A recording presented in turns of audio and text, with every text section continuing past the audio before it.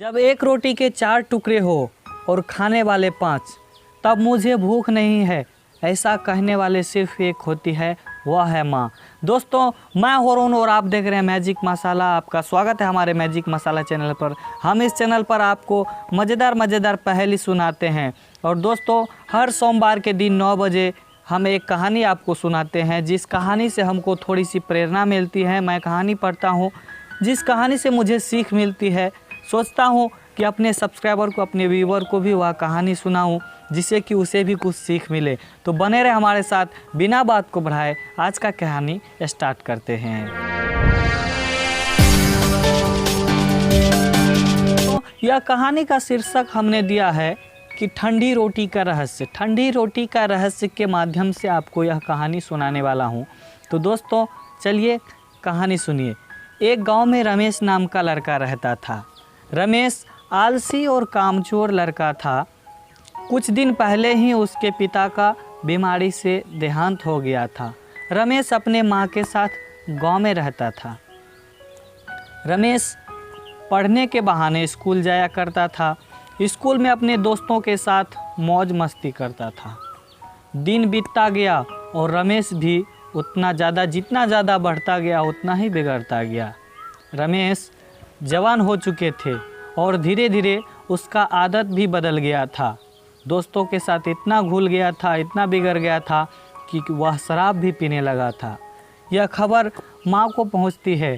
माँ बेचारी सुन के बहुत चिंतित होती है कि रमेश का क्या होगा। रमेश की माँ चिंतित रहने लगी। रमेश की माँ को देख गांव के समाज के लोग देखते, उसके कारण का पता लगाया तो पता चला। तब जाके गांव वाले ने कुछ सॉल्यूशन बताया। बोले, देखो रमेश की माँ, रमेश का शादी कर दो, सब ठीक हो जाएगा। उसकी पत्नी आएगी, सब कुछ ठीक हो जाएगा समय पर। पत्नी का बात शायद हो सकता है कि माने। रमेश की माँ ने ऐसा भी किया, रमेश का शादी करवा दिया। लेकिन रमेश का आदत फिर भी नहीं बदला। रमेश दिन ब दिन और बिगड़ता जा रहा। तक रमेश के खान पान की चिंता माँ को रहती थी, लेकिन अब घर में तो बहू आ गई है, रमेश की पत्नी आ गई है, तो इसीलिए माँ इस बात से टेंशन मुक्त होना चाहती थी कि अब खान पान का ध्यान अब उसकी पत्नी संभाले। एक दिन रमेश की माँ रमेश की पत्नी से कहती है कि बेटी सुनो, आज से रमेश का खान पान का ध्यान तुम रखा करो। रमेश रात देर आता है तो तुम उसे खाने के लिए दे दिया करो। बोली माँ ठीक है। रमेश की माँ खाना परोस कर उसे दे दिया और उसको समझा दिया कि रमेश जैसे ही आए उसे बोलना कि आइए खाना लगा दिए हैं, बैठिए। और जैसे ही खाना बैठेगा तो बोलना, लीजिए यह ठंडी ठंडी रोटी खाइए। कुछ 12 साढ़े 12 बज रहे थे। रमेश घर पहुंचता है। रमेश की पत्नी आस लगाए बैठी थी कि अब आएंगे तो खाना खिलाएंगे। जैसे ही रमेश आता है, हाथ पैर धो के खाने पर बैठता है। रमेश की पत्नी खाना लगाती है और खाना सामने देती है, बोलती है लीजिए और ठंडी ठंडी रोटी खाइए। रमेश इस बात से बहुत दुखी और बहुत गुस्सा आता है कि यह ठंडी ठंडी रोटी क्या होता है। पहले तो यह बात हमें माँ कहा करती थी कि लो बेटा ठंडी ठंडी रोटी खा लो। हमारी पत्नी बता रही है कि ठंडी ठंडी रोटी खा लीजिए। वह अपनी पत्नी को बहुत बुरा भला कहा, डांटता है कि तुमसे ये किसने कहा कि ठंडी ठंडी रोटी खाने के लिए। ये ठंडी रोटी तो गर्म है, लेकिन ठंडी क्यों बोल रही हो। तो रमेश की पत्नी कहती है कि हमें माँ ने ऐसा ही बोला है कहने के लिए। रमेश खाना नहीं खाता है, नाराज़ होके बेड पे जाके सोने के लिए चल जाता है। तो रमेश की पत्नी जैसा घटना बीता जाके माँ को सुनाती है। माँ वापस आती है, रमेश से कहता है, बेटा क्या बात है, आज खाना नहीं खाया। रमेश कहती है, माँ हम तो सोचते थे कि तुम नाराज़ हो के गुस्से से मैं देरी से आता हूँ, इसीलिए बोलती है कि लो बेटा ठंडी ठंडी रोटी खा लो। लेकिन आज वो पत्नी कल आई है और आज हमको बोलती है कि लीजिए ठंडी ठंडी रोटी खा लीजिए। ये ठंडी ठंडी रोटी क्या होती है।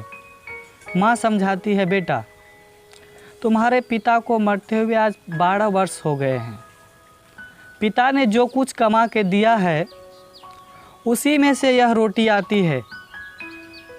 तो अब तुम ही बताओ कि वह कमाई अब तक जितना है कि वह भी ख़त्म होने वाला है। तो रोटी ठंडी नहीं हो तो क्या ताज़ी रोटी है।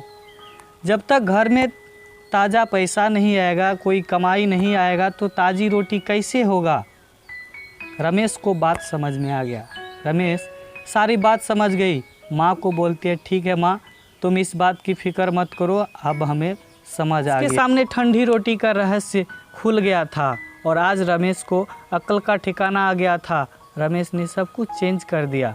रमेश माँ से वादा करता है कि माँ, मैं जब तक इस घर में ताज़ी रोटी नहीं बनेगा तब तक खाना नहीं खाऊंगा। और कल से रमेश कामकाज पे लग जाता है और अभी तक रमेश के घर में ताज़ी रोटी और गर्म रोटी मिल रही है।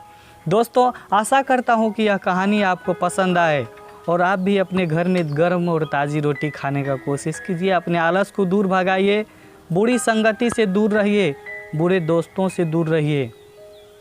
मैं इस कहानी से आपको मोटिवेट करने का प्रयास करता हूँ। मैं कोई मोटिवेशनल स्पीकर नहीं हूँ। मुझे जिस कहानी से सीख मिलती है मैं सोचता हूँ कि यह कहानी आपको भी सुनाऊँ।